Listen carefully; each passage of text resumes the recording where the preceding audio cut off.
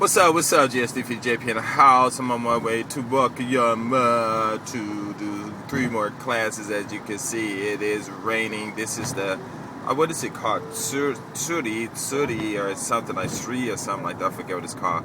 The rainy season in Japan. I think today's supposed to be the last day. And then the summertime is coming. But even in August, when it's the summertime, it kind of rains too. But it's all cool. But anyway, I want to talk about these words, these abstract words. Me and one of my friends out here, he's out in Fukuoka right now, and I even Skyped him one day, and we were talking and things like that. But we had a really good conversation, and we were talking about some word. I forgot what it was called, but some word, and he said it was abstract and everything, and it was more or less that it was one of these words that people tend to live by or be bounded in some way, fashion, or form, but these words don't even exist, or even if they do exist, it doesn't matter because they really don't apply to a situation. They probably don't even apply to any situation or anything like that. But before we were talking, I've thought about this word, confidence, and the reason I brought it up was because I keep reading all these videos on my do you love black men, these comments, do you love black men videos about how people say I'm insecure and I don't have any confidence and all this other stuff, and I'm laughing because it's funny, because a lot of these women out here that I talk to on these videos, maybe, the camera don't really make people look good, but when you look at them in your eye, just straight with your natural eyes and their bodies and their clothes and the smiles, and if you get a chance to look at them from the side, because a lot of these women out here, they got, flat faces, where their nose is the only thing that protrudes out, or some got them where their jaws protrude out and stuff like that, and it's funny. That's why I say, a lot of a lot of Japanese people look black, because they got their jaws protruding out. I see a lot of white guys looking at their women like that. Dating and marrying women that look like that, but and they're beautiful. All these women out here are beautiful. And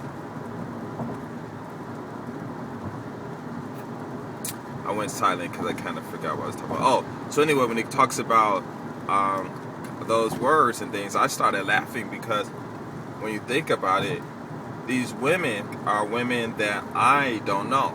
And so I have to walk over to them, then I have to go through my ritual of all these explanations of who I am and why am I doing this video, and if they don't know anything about YouTube, and and it's a lot of explaining that I have to do, and then I tell them, can they go and film?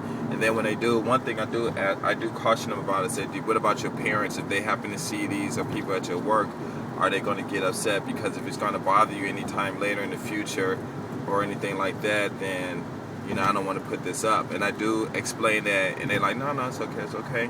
And because probably most of their parents won't watch, and their friends, if their friends watch it, they'll probably laugh or something like that.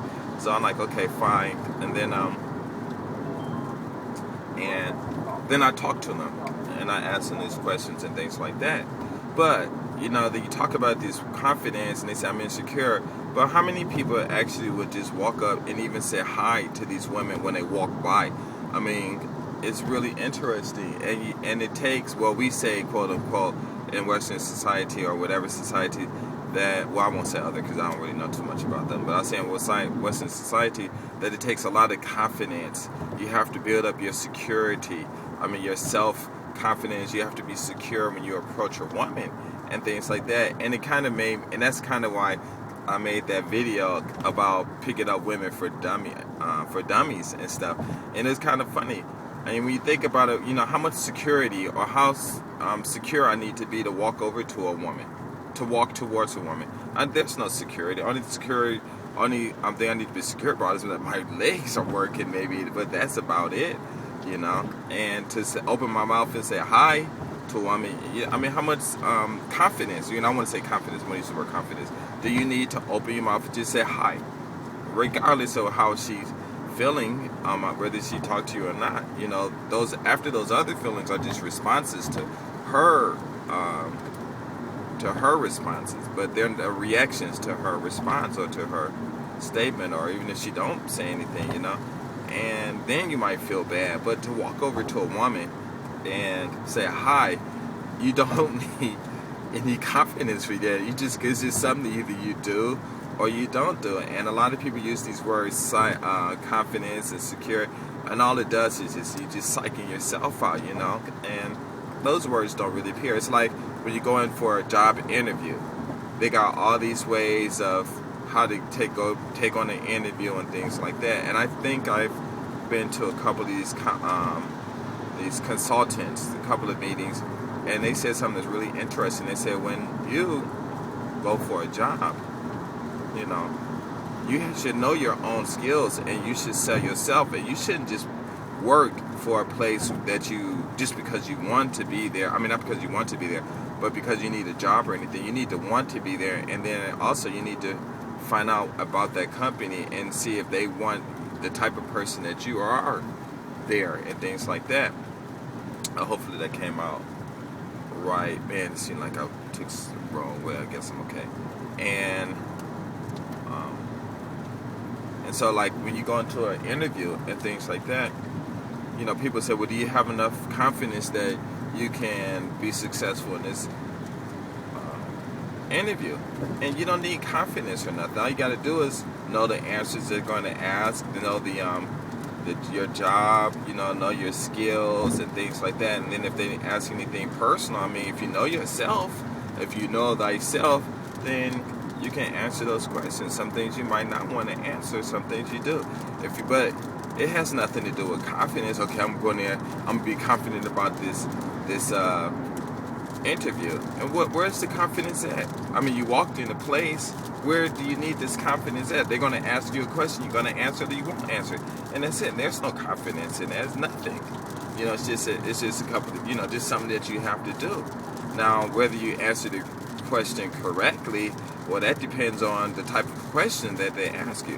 Why do you want this job? Well, you should have a reason why you want this job.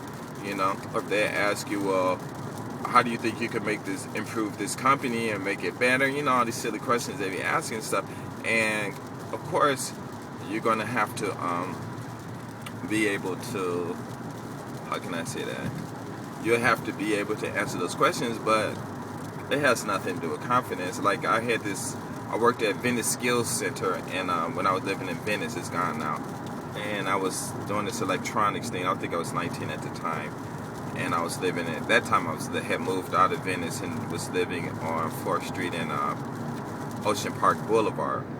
And I was there with these other two sisters, and they took me to this interview with them. And I told them, no, I don't want to go with them. And they said, why? Just come with us. And I said, no, because if I go there and if I get hired and get one of your jobs, then you're going to feel bad.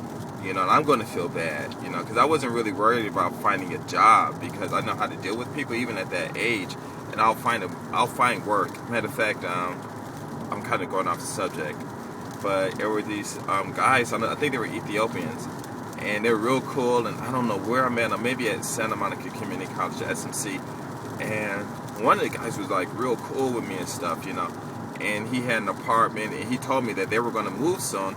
And he said I can go over there and stay in an apartment. And at that time in Santa Monica, it was really hard. Even now, it was really hard to get an apartment. But they couldn't up the rent or anything, if somebody's living there or something.